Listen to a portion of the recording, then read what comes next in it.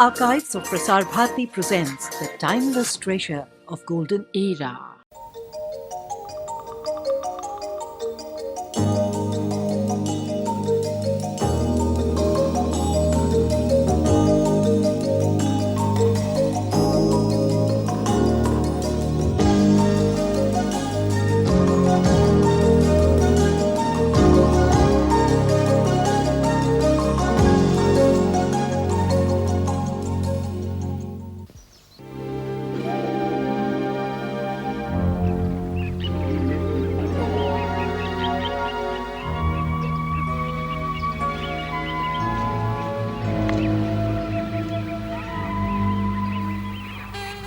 Large flocks of migrating ducks head north for the summer.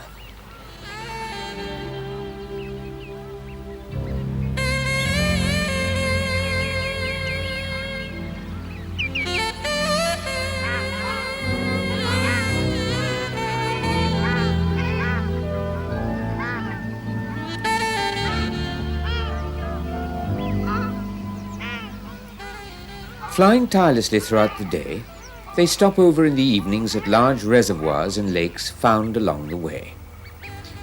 Here they'll feed and rest, foraging occasionally in the nearby fields and meadows.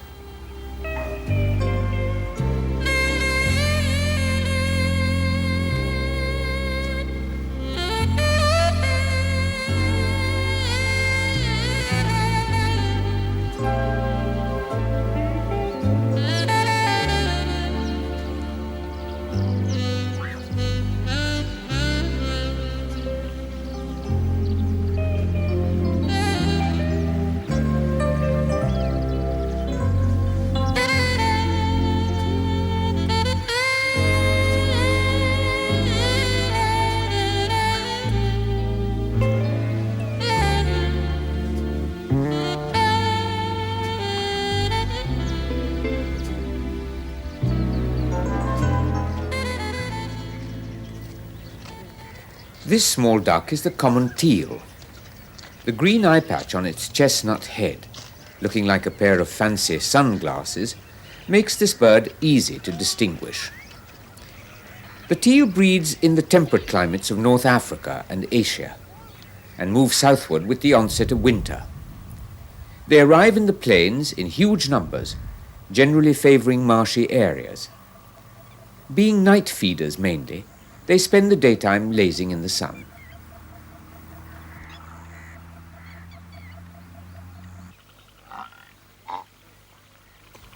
These marshy waters also attract a number of other teals, like the whistling teal and the grey teal. The birds thrive in this swampy habitat, where there's plenty of food and little danger of predators.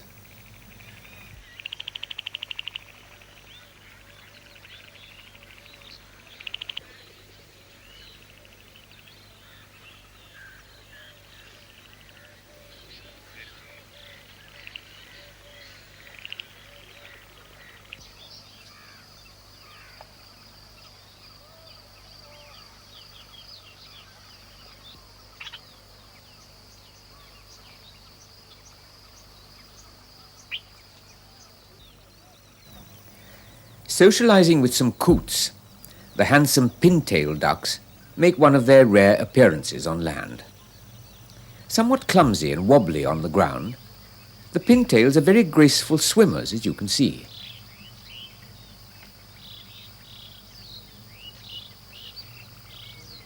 In comparison to the sartorial elegance of the drakes, the female pintail is quite plain, almost nondescript. In fact, with few exceptions, most female ducks have a drab and unattractive plumage.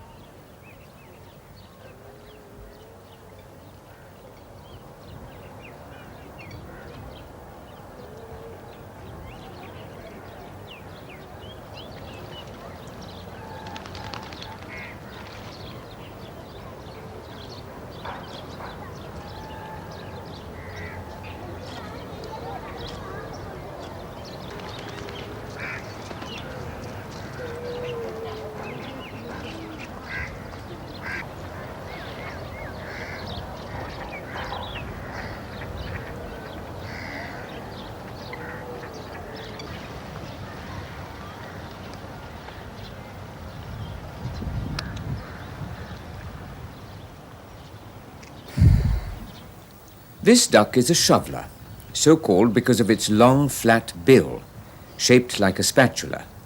The bill is twice as broad at the tip as it is at the base. This one is the male shoveler. Its bill is highly specialized, being developed for the purpose of sieving muddy waters for the minute living organisms and aquatic seeds found there. For this reason, it's rarely seen in open, clear waters, preferring shallow, dirty lakes and ponds, where it feeds around the water's edge.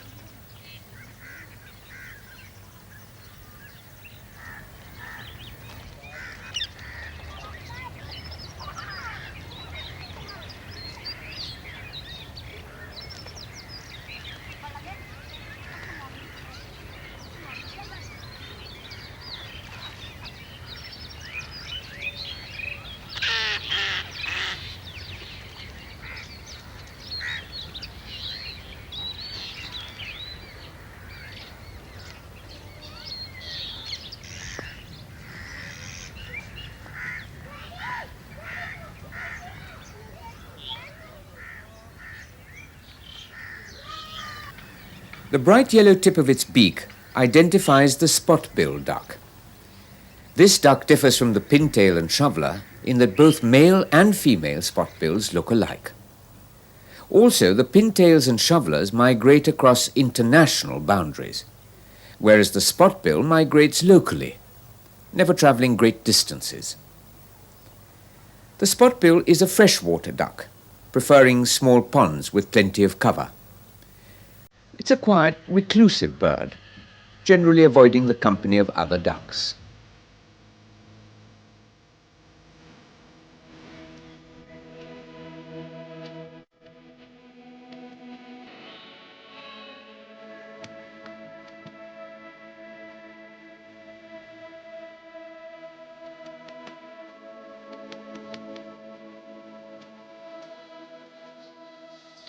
This good-looking winter visitor to the Indian plains is the ruddy shell duck, also called the Brahminy duck.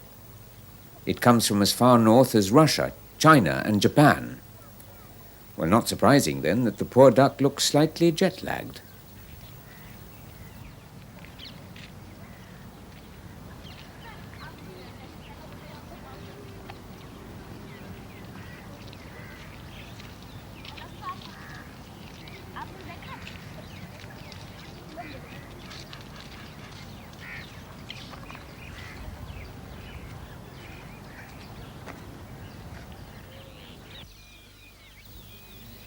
The winter months also see the arrival of large flocks of bar-headed geese, who arrive from the breeding grounds in Ladakh and Tibet.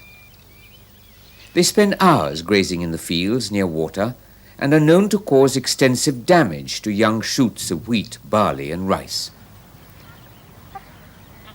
Unlike ducks that prefer the waters of ponds and lakes, bar-headed geese like to settle down near large rivers. They're cautious birds and rather difficult to approach.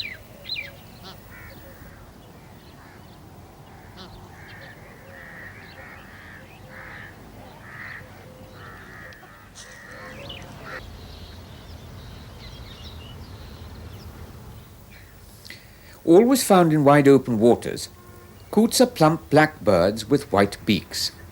They're largely vegetarians and seem to have no problems on that front, though they will occasionally break their feeding rules and become non-veggies, looking for small fish and mollusks beneath the water.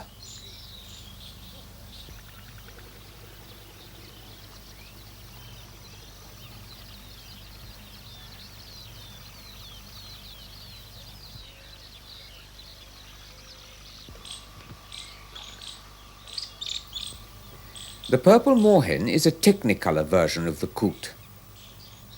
It's found in swamps and around lakes, hiding in the cover provided by the weeds and tall grass. It feeds along the margins, balancing its considerable weight on the unsteady water hyacinth.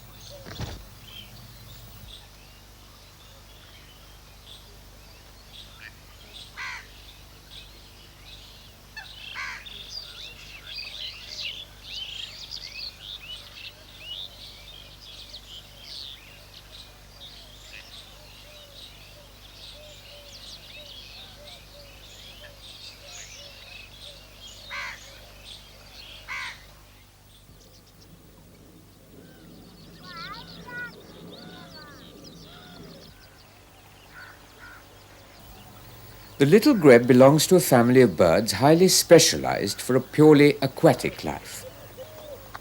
The bird will dive into the water at the first sign of danger. It's a strong swimmer, particularly underwater, and it can dive to considerable depths in search of its food.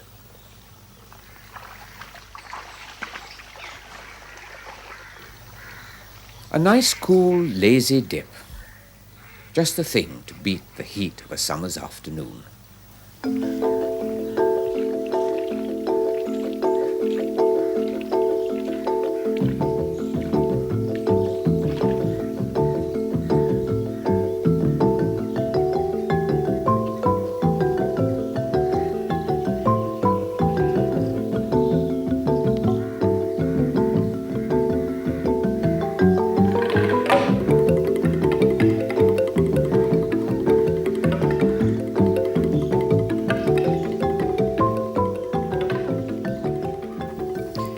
As summer temperatures gradually rise, the ducks, teals and coots will fly back to their cooler, more temperate breeding grounds thousands of miles away.